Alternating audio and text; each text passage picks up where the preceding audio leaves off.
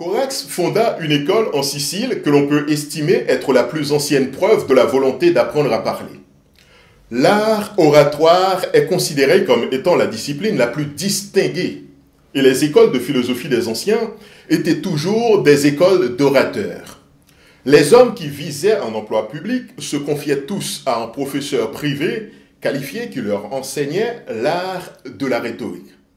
La maîtrise de la parole entraînait un grand prestige et ouvrait sur les postes les plus élevés de l'État. Mais qu'est-ce que l'art de persuader? C'est à la fois une technique, un talent et une virtuosité artistique. Le moyen de la persuasion est essentiellement le langage avec la totalité de ses composants. Ce langage est à envisager, c'est-à-dire à pratiquer comme un tout orchestral. Les phrases que l'on prononce, avec les mots et les expressions que l'on a choisis. La voix, le regard et les gestes que l'on y met. Les informations que l'on donne, que l'on demande ou que l'on conteste. Les raisonnements que l'on fait. La visée et les modalités qui nous animent. C'est donc un ensemble logico-discursif ou stratégico-langagier.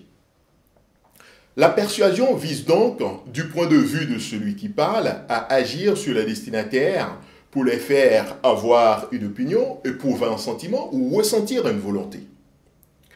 En fait, l'enjeu est énorme et même exorbitant, car l'art de la persuasion manié avec prestige, c'est-à-dire avec autorité et brio, appuyé sur des connaissances techniques, illuminées par le don propre et exercées par une solide pratique, confère à qui le possède un pouvoir considérable.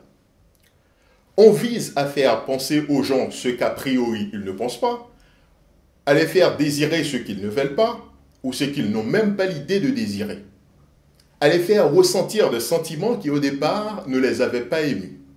Et on y arrive. Inutile de souligner combien cette maîtrise est consubstantielle à toutes les techniques toujours très actuelles, comme la séduction, la publicité, la politique, la religion, la justice, le leadership, du duo au groupe de masse. Tout le champ des relations sociales est effectivement soumis à l'empire rhétorique.